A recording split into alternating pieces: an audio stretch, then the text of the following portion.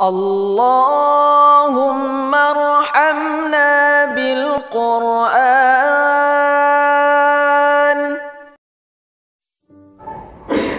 Reaksi politik dalam historik perjalanan sejarah para nabi terulang di Indonesia. Ibu bapak saudara-saudaraku perlu tahu, kultur Indonesia ini, bahkan benteng kekuatan dasar negara Indonesia ini, dibangun dengan darah, air mata, bahkan bidak watil para ulama, doa para ulama. Indonesia ini adalah negara Darussalam. Indonesia ini adalah negara tauhid. Siapa bermain air pasti basah, siapa bermain api pasti letup.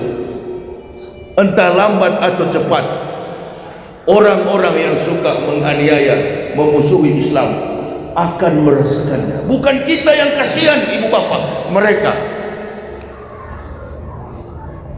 Saya kira pertemuan ini pasti bertanya-tanya. Setiap ustadz hadir pasti jemaah menunggu. Cuman saja tidak langsung satu persatu datang kepada ustadz. Ustadz, kenapa sih negara kita begini? Ada apa yang terjadi di negara kita sehingga begini, begitu, dan begini? Bagaimana sampai Habib di penjara? Bagaimana FPI dibubarkan? Bagaimana 6 pemuda mati? Itu pasti pertanyaannya. Apakah kita umat Islam ke depan masih boleh beribadah? Saya sudah sering ceramah sampai di kolong-kolong sawit di belakang sana. Itu kampung duit atau apa itu? Kampung Mani. Iya, Pulau Mani. Money Island. Ya, kalau di Palembang kan ada Hollywood. Apa itu? Palembang. Kayu Agung. Jadi kalau mau ke Hollywood nggak usah ke Amerika, ke Palembang. Kalau mau ke Pulau Money Island nggak usah ke Prancis, langsung ke sini aja di belakang sawit sini. Saya sering ceramah sampai ke kolong-kolong sawit, kolong-kolong karet di belakang sana. Allahu Akbar. Spanduk saya itu sudah terpampang di jembatan. Sekarang nggak boleh. Pak Kades ini kalau sampai ketahuan, kemana dia? Di Gaspol ente Pak Kades. Berani sekali kau undang Yahya Waloni. Tidak boleh. Kenapa? Alasannya kopat kopi.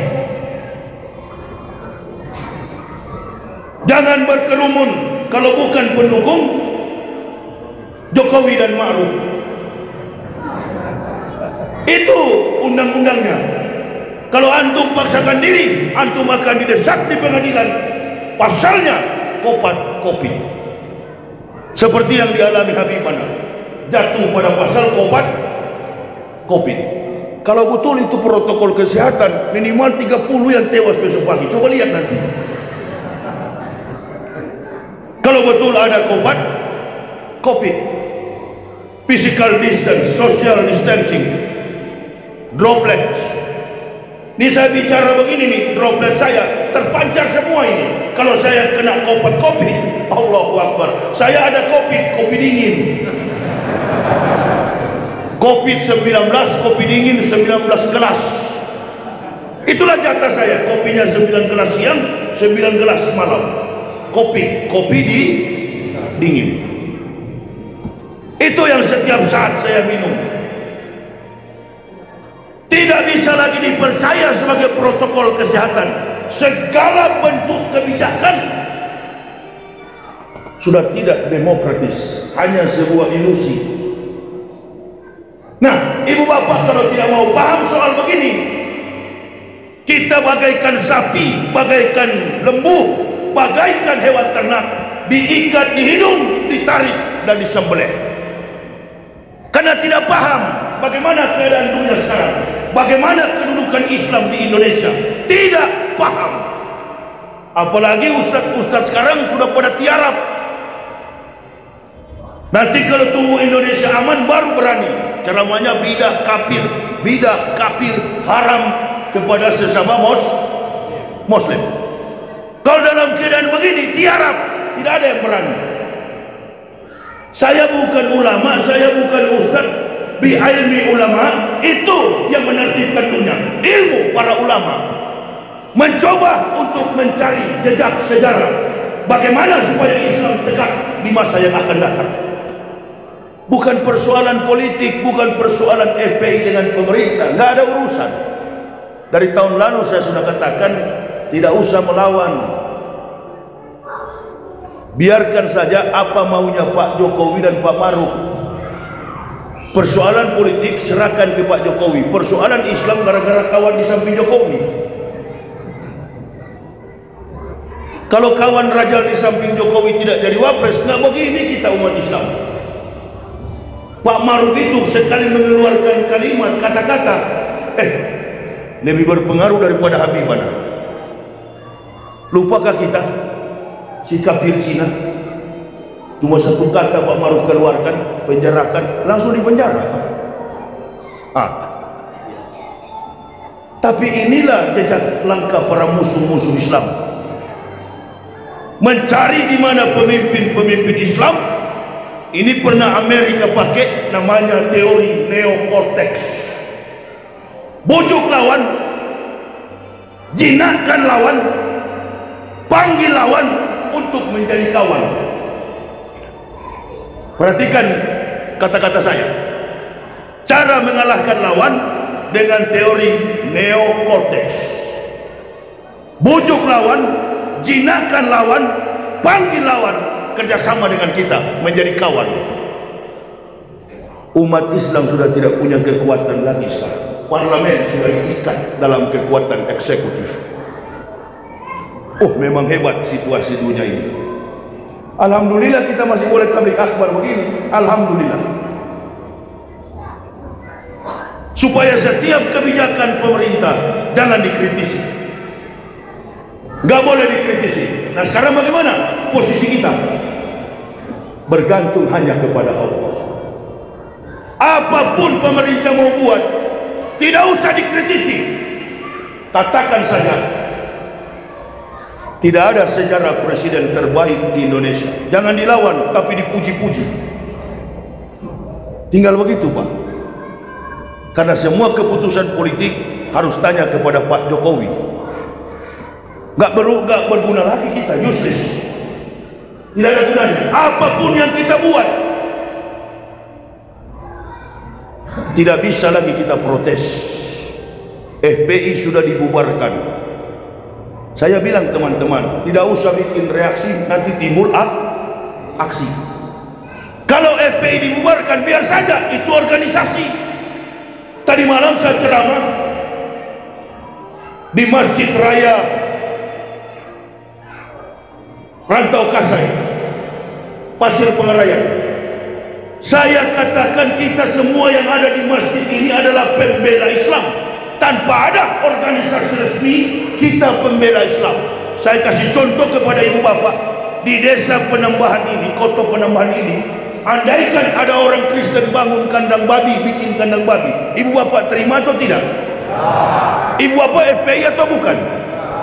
FPI karena membela Islam. FPI kok tidak? Ini terus ketahuan nih pengecut-pengecut di dalam masjid ini. Islam itu tanpa membentuk organisasi telah tertuang di dalam jiwanya. Saya kesana kemari bukan NU, bukan Muhammadiyah, bukan Naqsabandiyah, bukan Al-Wasliyah, bukan FPI, bukan Ansor, bukan Banser, apalagi Banserep. Bukan saya. Tetapi perjuangan saya dapat dilihat hanya satu, menegakkan Quran wal hadis, wajib dan sunnah. Nggak ada backup dari organisasi Islam manapun. Anti dikawal, anti disopiri. Maksud saya apa? Inilah teori yang pernah disampaikan oleh seorang sufi. Kebatilan yang terorganisir mampu mengalahkan kebenaran yang tidak terorganisir. Kalau kita sudah tahu lawan kita ular, maka kita harus lebih cerdik daripada ular. Kalau kita tahu lawan kita harimau, maka kita harus lebih buas daripada harimau. Kalau lawan kita singa, maka kita harus lebih ganas daripada singa. Kalau lawan kita serigala, kita harus lebih licik daripada serigala. Saya dari dulu tidak pernah membawahi organisasi Islam, tapi di mana-mana orang masuk Islam dan umat Islam bersatu. Nggak bawa benteng bendera Islam saya.